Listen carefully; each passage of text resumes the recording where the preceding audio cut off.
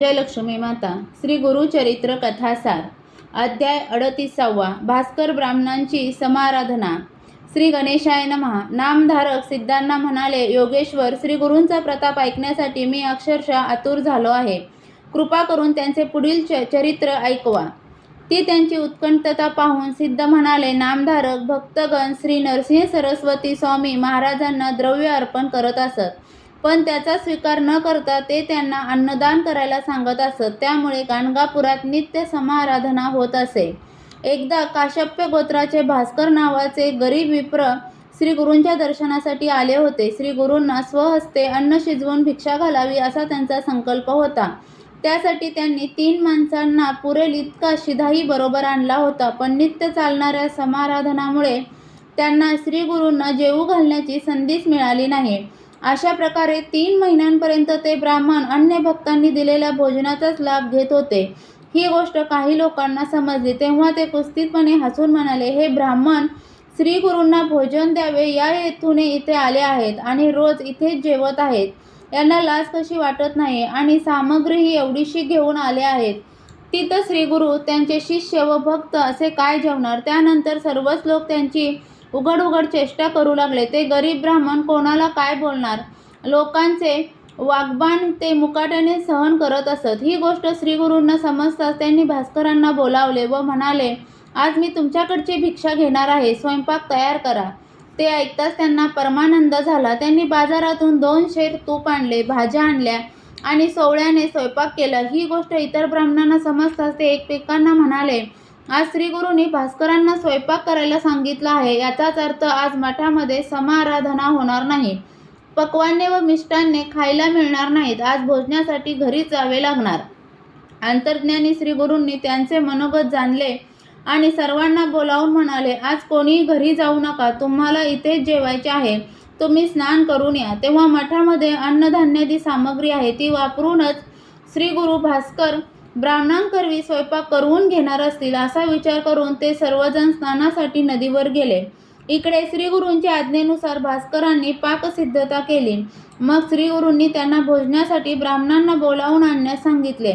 त्याप्रमाणे ते नदीवर गेले व त्या सर्वांना श्री गुरूंचा निरोप सांगितला. तेव्हा ते म्हणाले, अहो, एवढ्या लोकांचा स्वयंपाक तयार व्हायला संध्याकाळ होईल. मग इतक्या लवकर तिथे येऊन आम्ही काय करणार? तोपर्यंत तुम्ही स्वयंपाक तयार करून श्री गुरूंना जेवू घाला. भास्कर मठात परतले व श्री गुरूंना म्हणाले, ब्राह्मण मंडळी भोजनासाठी रात्री येऊ असे म्हणत आहेत. श्री गुरु म्हणाले, मी त्या सर्वांना पंक्तीला घेऊनच जेवणार आहे आणि तुम्ही स्वतः आम्हाला वाढायचे आहे, अन्यथा मी जेवणार नाही. ते ऐकून ते ब्राह्मण मनोमन विचार करू लागले, आपण 2-3 माणसांना पुरेल इतका स्वयंपाक केलेला आहे, त्यामध्ये एवढा मोठा ब्रह्मसमाज कसा जेवणार? पण श्री गुरु अवतारी महात्मे आहेत, त्यांच्या बोलण्यावर अविश्वास दाखवून चालणार नाही. तेच आपले सत्व राखतील.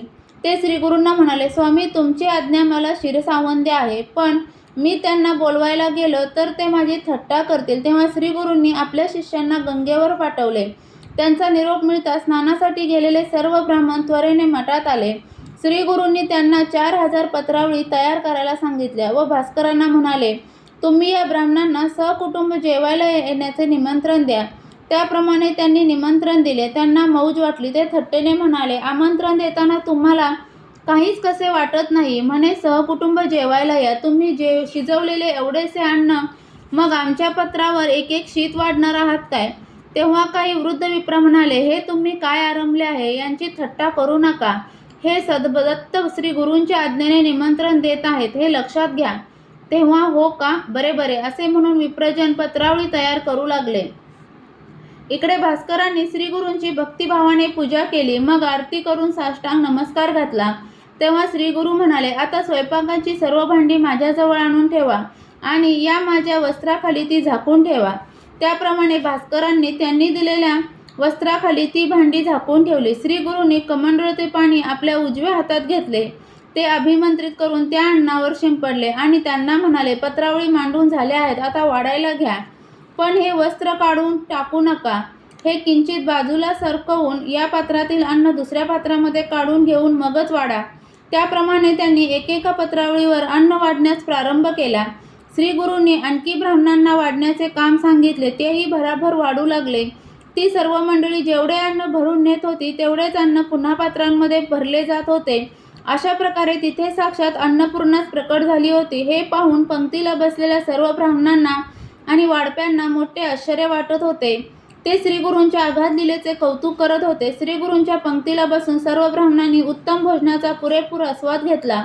अखंड भोजन करून ती सर्व मंडळी अक्षरशः तृप्त झाली. श्रीगुरूंनी त्या प्रत्येकाला तांबूल देण्याची व्यवस्था केली आणि म्हणाले, आता तुमच्या स्त्रीपुत्रादिकांनाही जेवायला पाठवा. त्याप्रमाणे ब्राह्मणाळीतील सर्व मंडळी जेवून गेली. मग गावामध्ये दवंडी पिटवून घरोघरी निरोप धाडण्यात आले. तेव्हा सर्व जातीच्या लोकांनी तिथे येऊन भोजन केले. पांथस्थ जेवले, गुरे वासरे जेवली. पोटभर अन्न खाऊन पक्षी आणि मुके जीवही तृप्त झाले. कोणीही उपाशी राहिला नाही. त्यानंतर भास्करांनी भोजन केले. श्रीगुरूंनी आपली बाजू राखली. यांचे त्यांना मोठे समाधान वाटत होते. त्यांनी भोजन केल्यावरही ती पात्रे तशीच भरलेली होती. श्रीगुरूंनी वस्त्र काढून घेतले आणि ते अन्न जलचरांना घालण्यास सांगितले. या घटनेने त्यांची मोठी कीर्ती झाली. एवढ्याशा सामग्रीत 4 सहस्त्र लोक कसे जेवले याचे सर्वांना मोठे आश्चर्य वाटत होते. आणि श्रीगुरू हे साक्षात परमेश्वर आहेत याची त्यांना खात्री पटली होती. म्हणूनच नंतरच्या काळात देशोदेशीच्या लोकांनी त्यांचे शिष्यत्व पत्करले. असो, श्रीगुरूंनी भास्करांना तुमचे दारिद्र्य दूर होऊन तुमचे पुत्र पौत्र सुखी होतील असा आशीर्वाद दिला. त्यामुळे ते धन्य धन्य झाले. अध्याय 38 समाप्त. श्री गुरुचरित्र कथासार यातील 38वा अध्याय वाचनाने किंवा ऐकण्याने मिळणारी फलश्रुती म्हणजे कधीच कोणाच्याच घरात अन्नधान्याची कमतरता पडणार नाही. श्री गुरुचरित्र कथासार यातील अध्याय तुम्हाला ऐकायला आवडत असतील तर चॅनलला सबस्क्राईब करा, व्हिडिओला लाईक आणि शेअर करा. व्हिडिओ पूर्ण ऐकल्याबद्दल धन्यवाद.